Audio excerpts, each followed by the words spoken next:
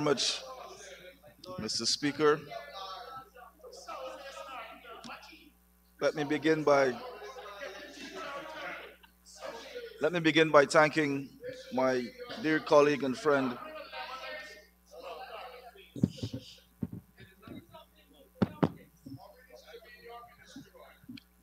Mr. Speaker. Let me begin by thanking my colleague and dear friend, Minister Ashni Singh, for articulating accurately the people's wishes, promises made, promises delivered, and a continuous path to prosperity. This budget, Mr. Speaker, steadfast against all challenges, resolute in building one Guyana, provides a clear direction of His Excellency's vision and a full representation of the people, being focused, centered, and led by the citizens of this great nation of ours. Mr. Speaker, it's very difficult for me to respond to Honorable Member Mr. Ramchatan. Everything that he would have proffered clearly shows the disconnect between the opposition and the people. I dare say that they're a resting opposition. Resting. They're at rest. And we believe in honesty and integrity. We believe in going to the people. We believe on administration based on having the people involved. Remember that slogan that you carried, honesty and integrity? Well, let me enlighten you. For us, we believe in interaction. We believe in meeting directly with the people, connecting with regions and communities across Guyana. We have committed to taking government to the people. And we've been doing that consistently since we took office back in 1992 and when we were returned to office in 2020. Mr. Speaker, I have made many visits to Linden and Region 10. And we like to always show the rest of the world and the diaspora that this country is really being led by the people. And that is why we don't only speak to you from our position, but we let you know what the people are saying. Mr. Speaker, if you would allow me, let me share with you and our honorable members on the other side and the people of Guyana and within the diaspora some of the responses that we got from the people of Linden and Region 10. And this is November 2022, very recent. Ms. Esther Benjamin. We're getting somewhere. At least the government is trying to lift the standard and give people opportunities. I like what the government is doing. It's good for Guyanese people. End of quote.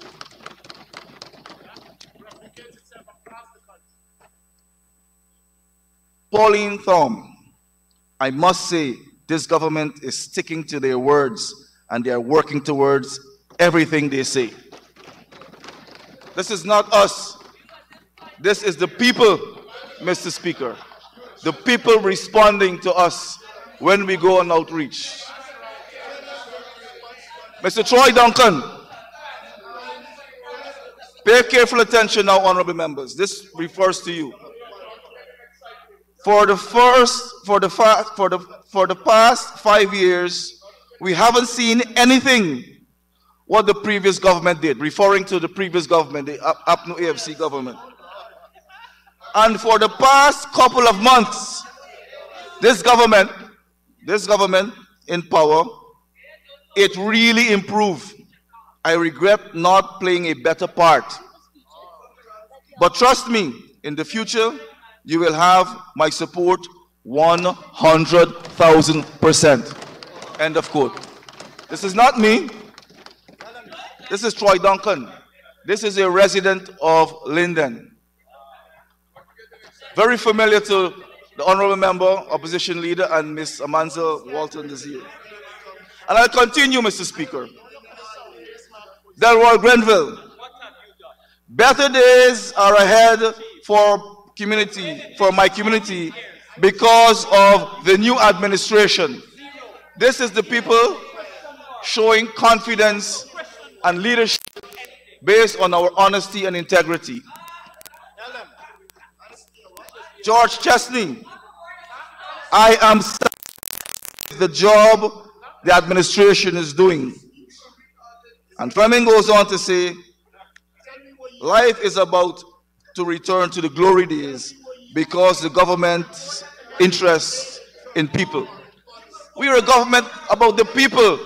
We are telling you what the people are saying about us. We're not standing there and grandstanding and talking about things that you cannot relate to. I am bringing to you things that you can relate to. People who are alive and well and responding to this government. Mr. Speaker, I want to go on to Buxton. And this is a news report, July the 6th, when there was an outreach, cabinet outreach to Buxton. Mr. Speaker, recall that outreach, the opposition tried to rally the people of Buxton and the surrounding environs, telling them not to attend, claiming that they will have a protest. Yes, Honorable Member. Scores of Buxtonians came out, along with members and residents from the surrounding communities, in droves to listen to the government and to partake in the discussions. The opposition, Mr. Speaker, were left on the sidelines, imported a few persons from other parts of Guyana holding placards. It just goes to show, Mr. Speaker, that this government is a government about honesty and integrity, and we can reach across the divide and we can have engagements with people in a truthful, honest, fair, and transparent manner. Mr. Speaker,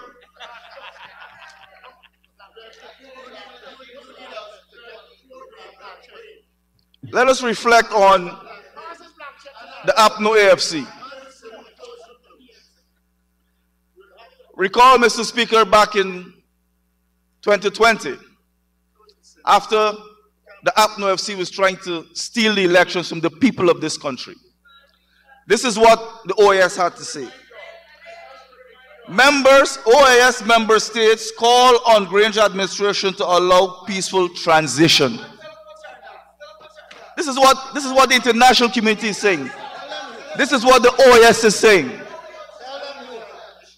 And I want to bring to the attention of the Honourable Member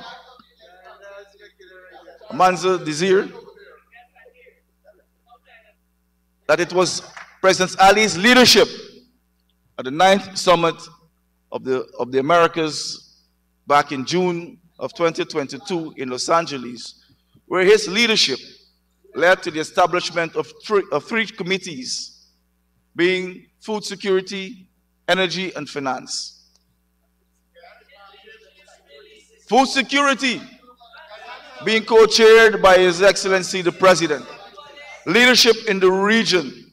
As we speak, Honorable Prime Minister is in Argentina, Buenos Aires, representing this country at the Heads of Government CELAC meeting. Representation. We just concluded a very successful visit, Mr. Speaker, in India, where we showed the synergy between the private sector and government, having fruitful engagements, ensuring that we can bring prosperity to Guyana by improving our international image. If you allow me, Mr. President, If you allow me, Mr. President, former Prime Minister Golden, this is what he had to say, going back to the same period. The pernicious actions of a few has done damage to Guyana's image. This is what he had to say. This is what he had to say about the now opposition, then government. This is what he had to say. Tarnishing our image. Tarnishing our image. We have spent time between 2020 and now rebuilding Guyana's image to the extent that our international footprint have increased dramatically. There's confidence in the people of this country. As I speak, Mr. President, the Guatemalans are preparing to establish, Mr. Speaker, sorry, the Guatemalans are preparing to establish an embassy here in Guyana. As I speak, the Colombians are preparing to re-establish an embassy here in Guyana. As I speak, Dominican Republic, they are preparing to establish an embassy here in Georgetown. Mr. Speaker, our international image has been repaired. It's on the move, being led by His Excellency Dr. Mohammed Irfan Ali. I have more for you, Mr. Speaker. Staying on the elections, U.S. announces more travel restrictions on senior Guyanese officials over elections. Will continue to act until Granger's administration accepts the will of the voters. Mr. Speaker, that is the reality. That is the reality. We have the freedom to travel. All of my colleagues on this side of the floor can traverse the global environment representing Guyana, whether it's at conferences, conventions, outreaches, we can travel. And I dare say, many of you on that side still cannot travel.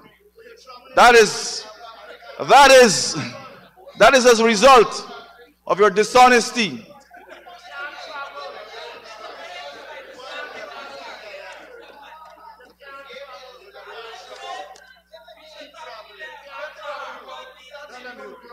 Mr. Speaker,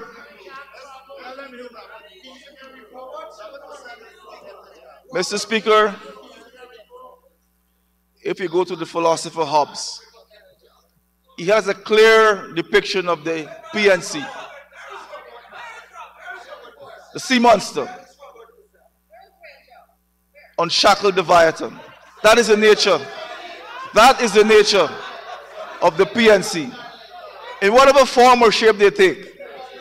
So, Mr. Speaker, when you speak about honesty and integrity, we go to the people. We don't stand and puff on our own. We go to the people. We get the people to tell us and guide us, and we respect the wishes of the people. That is why in 2020, Mr. Speaker, we were returned to office.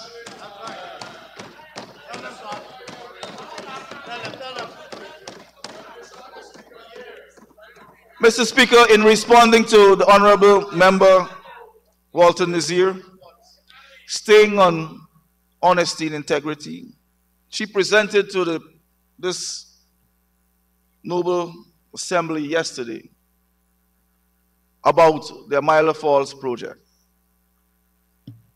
I have a document here, Mr. Speaker, that clarifies and brings sanity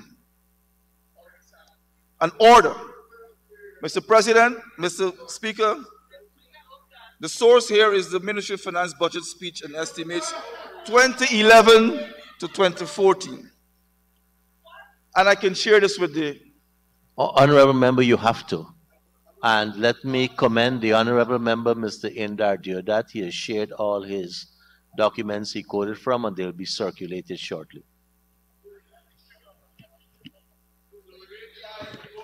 I will, Mr. Speaker. Mr. Speaker, at that time, the Honorable Minister responsible for Finance, my dear brother, Dr. Ashley Singh, was the sitting Finance Minister. This is what he had to say.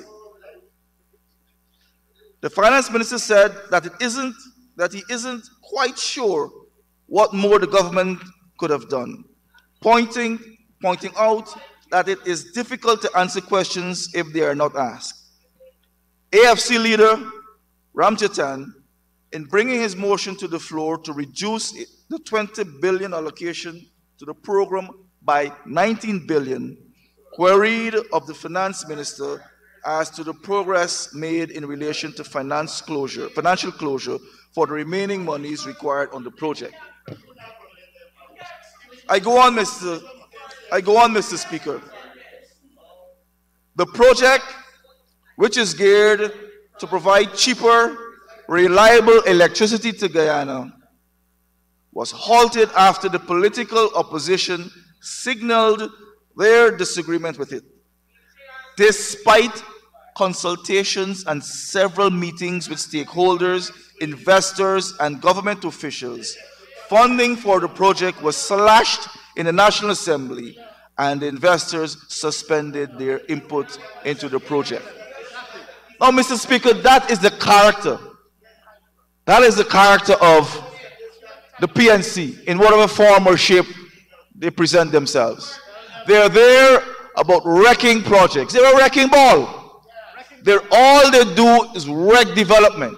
We have to come and always rebuild and to keep this economy on the right path towards development. That is reality, Mr. Speaker. So, Mr. Speaker, I have the document.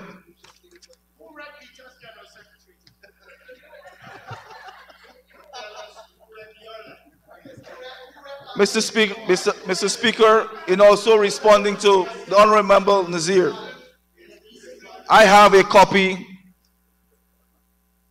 of the World Bank's report, which I will lay over, October 6, 2022.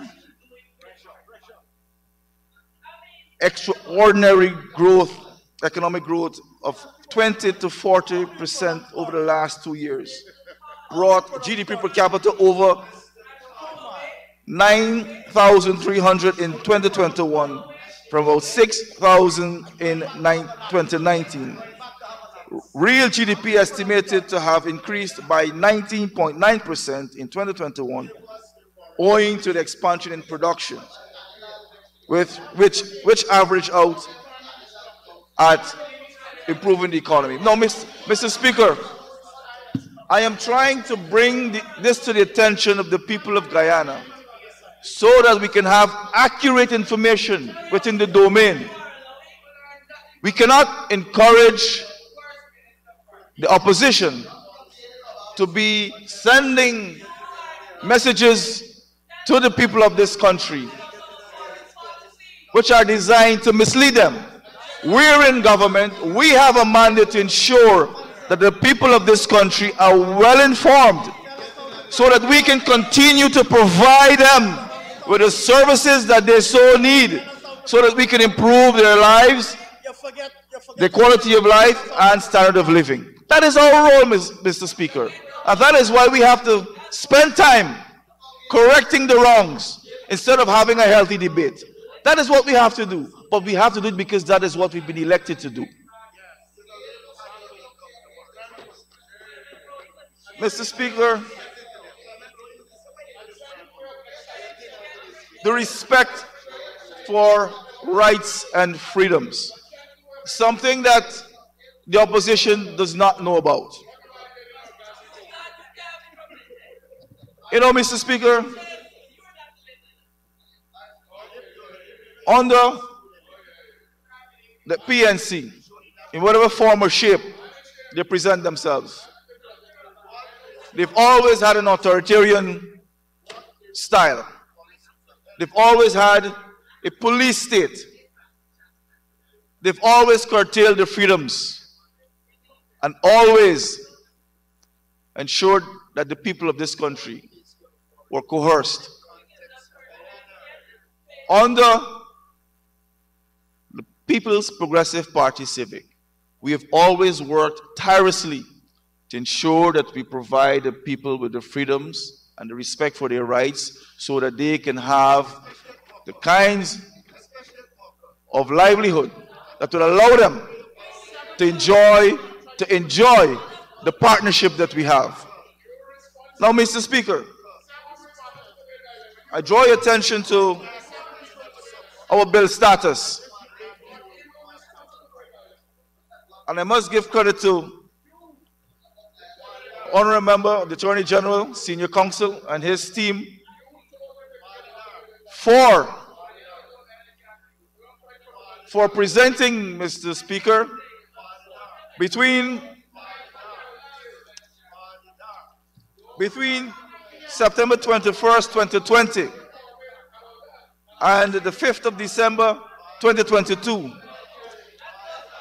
70, Mr. Speaker, 70 bills and amendments tabled in this assembly.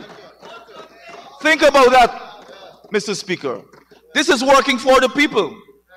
This is providing the framework to allow people to enjoy a predictable and stable environment. Thank you, Mr. Attorney General. And I'm going to submit this also, Mr. Speaker, to the House.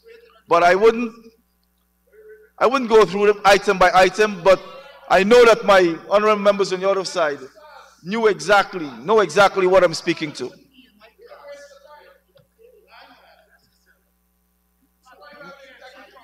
Mr. Speaker, let's just have a little history lesson about the PNC. Mr. Speaker, when I think about the PNC, I remember a chameleon, always changing its colors depending on the circumstance. Chameleon, yes. That's the APNU AFC. Mr. Speaker, recall in 1964, the APNU, or I should say the PNC, coalesced with the UF. When they got into office, that march was over.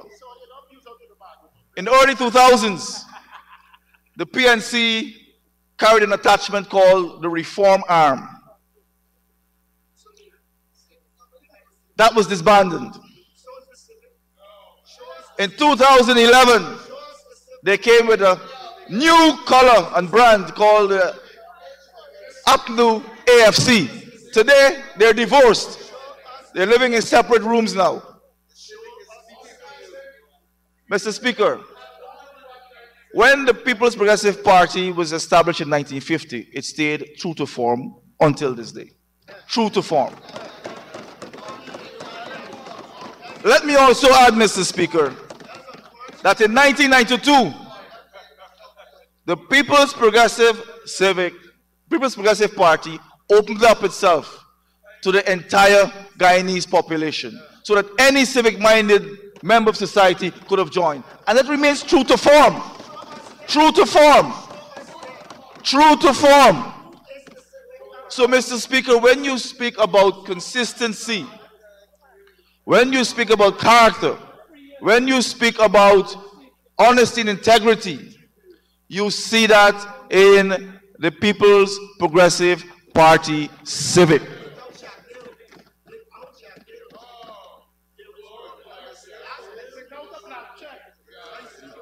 Mr. Speaker, we honor the social contract between government and its citizens. We believe that we have a role to play ensuring that we continuously and progressively improve the lives of the people of this country. It therefore means, Mr. Speaker, that our understanding of trust, our understanding of confidence building, of transformation, those are principles that are embedded in the People's Progressive Civic Party administration. Mr.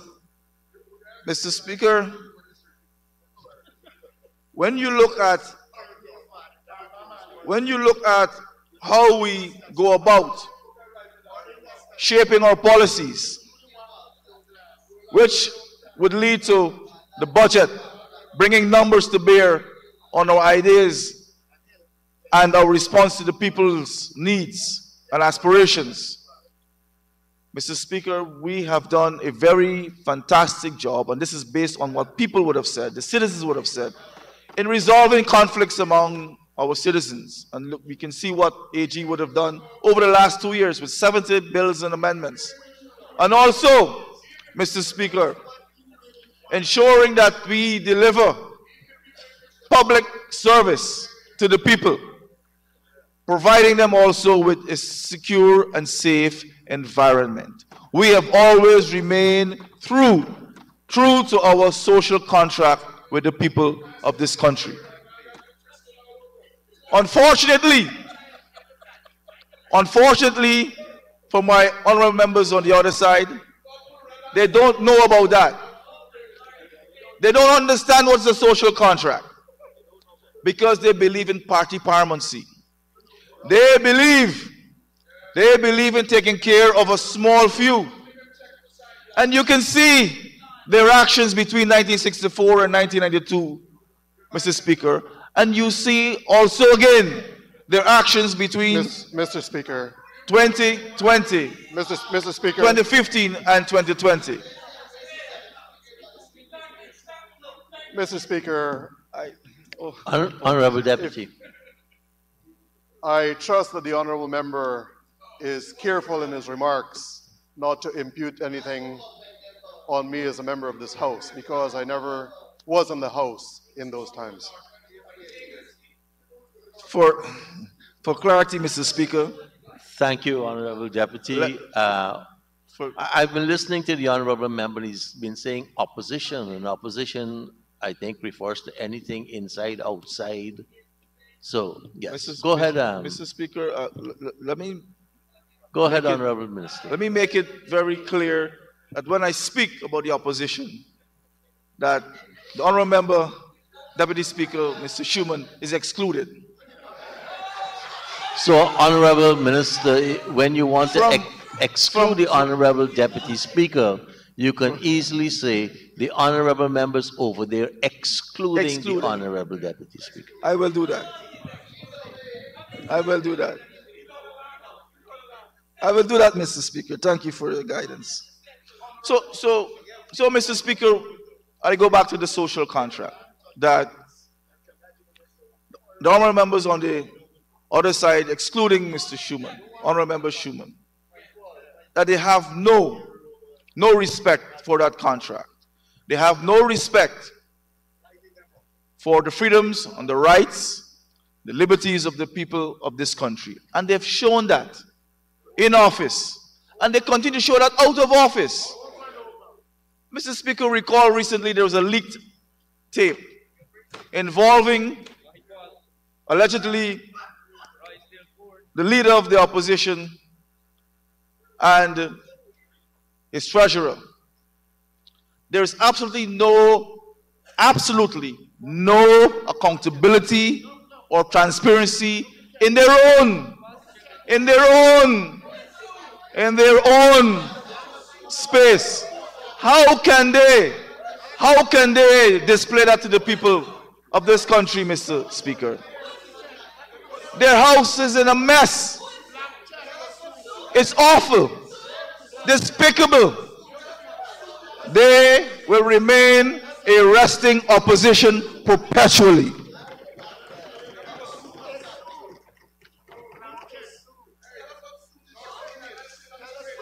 Mr. Speaker,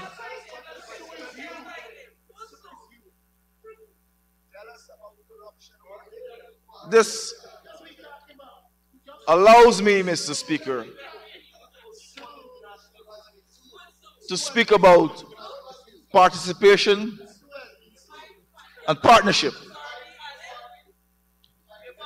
Mr. Speaker, our scorecard, based on the responses and engagements with the citizens of this country, is deserving of us being here, being able to year after year deliver a budget based on the people of this country, centered primarily on the people. Everything that we've done, Mr. Speaker, in terms of our policy making is designed around the people. It is designed to ensure that we put the citizens of this country first. And we believe in that partnership. We believe in that in the people's participation. We believe in that, Mr. Speaker. And we do that. We see the President, Cabinet colleagues, MPs traversing the length and breadth of this country, meeting with citizens, engaging with them on a regular basis, hearing their concerns, and not only listening, Mr. Speaker, but responding and delivering, meeting and in some cases exceeding their expectations. Honorable member, you've exceeded the first 30 minutes a bit, so you'll have to get someone to give you an extension to conclude.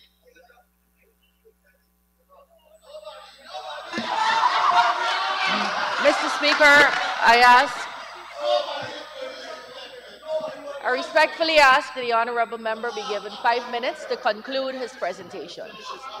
Thank you, Honorable Minister of Foreign Affairs.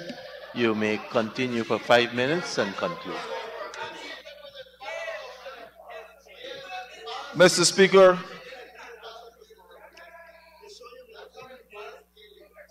honourable members in the opposition, excluding the Deputy Speaker, been trying to chide me on to speak about foreign affairs. And I'm encouraged, Mr. Speaker, to enlighten the people of this country of a project which commenced under the APNO AFC that wasted the taxpayers' money of this country, and that was to establish an embassy in Brasilia. Mr. Speaker, I have a document here and a report from the Ministry of Foreign Affairs. This is what we have to see. The consultant reported that 64% of the project has been completed to date. Now, Mr. Speaker, this was a contract that was fundamentally flawed. Knowingly, and there are members on the other side, Mr. Speaker, who are sitting members of the opposition, who presided over a contract, knowing that they could not have delivered on it. I had a light chat with my honorable member, Karen Cummings, yesterday, and she said to me, you know what, Mr. Speaker? I was not involved. I inherited it. She was acknowledging, Mr. Speaker, that they cannot run anything, much less dealing with our foreign relations. We, on this side, clearly show that we can manage this country's affairs and provide balanced development to the people of this country. Mr. Speaker,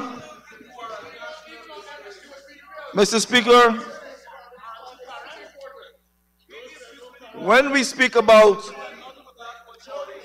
urbanization, let me tell you about the border issue. Mr. Speaker, We had the oral hearings in The Hague recently. So I wrote to the opposition leader and I said to him, can you send us one of your representatives to attend the team because it's inclusive? He wrote back sending one. We don't have an issue. We don't have an issue. We know that. No, you're junior rank. We understand that. We understand that. You're junior rank. Let me educate you, Mr. Opposition Leader. The Venezuelans, they have a controversy with us. We don't have a controversy. That's clear. But Mr. Speaker, when I sent the letter to the honorable member, the opposition leader, to send us our representatives, I was expecting him to send the shadow minister. The shadow minister was not capable of making the list. He sent two persons. And I'm trying to show you, Mr. Speaker, that they are talking about representation. They're talking about leadership. They don't have any sort of leadership on their side. There's no representation, and they're not true to form. They can't even represent with their own people. Even the opposition doesn't have any confidence in the shadow minister of foreign affairs. What are we talking about, Mr. Speaker? This is a laughing matter. A laughing matter. Mr. Speaker. So, Mr. Speaker, I would... Honorable Minister, the Honorable Opposition Leader standing on a point of order. Mr. Speaker, 4, I think you may want to... 41-6, Mr. Speaker. No member shall impute proper motive to any member. 6. No member shall impute improper motive to any member of the assembly. Mr. Speaker, I want to respond to what they... No. First of all, Honorable Leader of the Opposition, you have to tell me your interpretation of the Honorable Minister imputing improper motive on someone on this side. By saying what he said, he was suggesting that we propose two persons, and that is untrue. We proposed one person, and the minister sent through their permanent secretary to ask for another person. Okay, that's a clarification, which the only I allow. I think we all could learn a bit, Honorable Opposition Leader.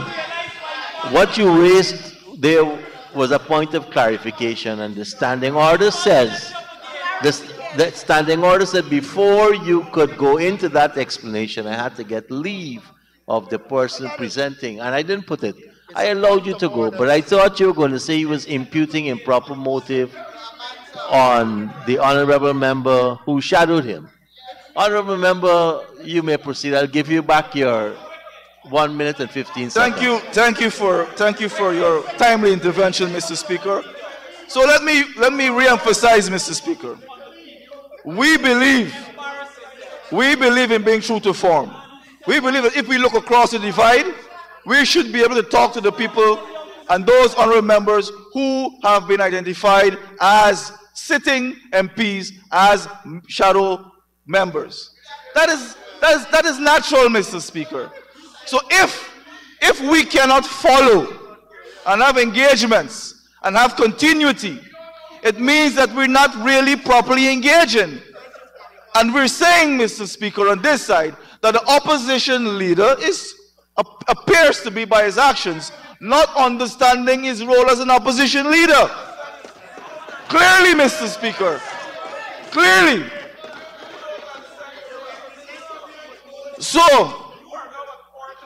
So we, on this side of the House, Mr. Speaker, we are very pleased to know that we enjoy the confidence of the people of this country. We're very pleased to know we enjoy the confidence of the regional community. We're very pleased to know that we enjoy the confidence of our traditional partners, non-traditional partners, and we are pleased to know that we have the full confidence also of the members within the diaspora. Mr. Speaker, we will continue with our urbanization of this country. We will continue, Mr. Speaker, with our human development of this country. We will continue, Mr. Speaker, with ensuring that we have an inclusive and one Guyana. We will continue, Mr. Speaker, to have progress and sustainability. And we will continue, Mr. Speaker, to have prosperity for all. I do commend this 2023 budget to this Assembly for its approval. Thank you, Mr. Speaker.